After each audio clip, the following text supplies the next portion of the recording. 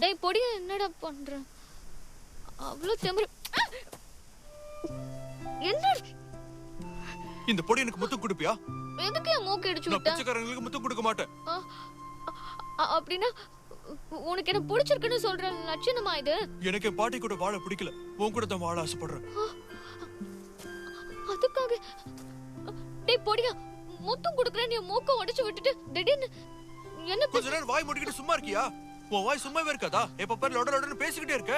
நீ பேச ஆரம்பிச்சா நான் பேச வந்ததே மறந்துடுறேன் தெரியுமா? என்ன கேவலமா பேசுற? நீ மட்டும் உன் கையை பாக்கெட்ல விட்டுட்டு இருக்க. உன் உதடே இவ்வளவு பளபளன்னு இருக்கு. நான் லிப்ஸ்டிக் போட்டுருக்கேன். தயாரா இருக்கேன். எதுக்கு? இந்த மொட்டையில நான் 14 வயசுல இருந்து இதுக்கு தான் காத்துட்டு இருந்தேன்.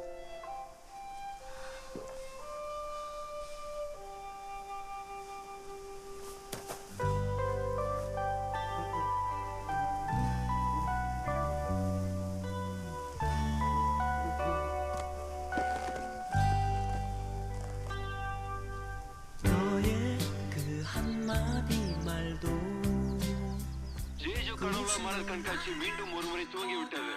இந்த காட்சியை பார்க்கிறதுக்காக சுற்றுலா பயணிகள் எல்லாரும் இந்த இடத்துக்கு வந்து சேர்ந்திருக்காங்க.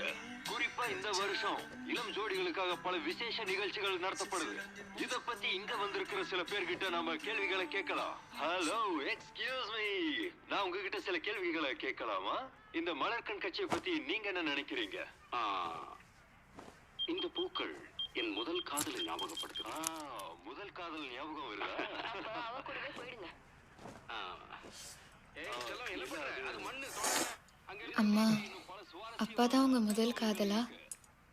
சொல்லுங்கம்மா. தெரியல, எதுவும் ஞாபகம் இல்ல. முதல் முத்தம்? ஏ முட்டா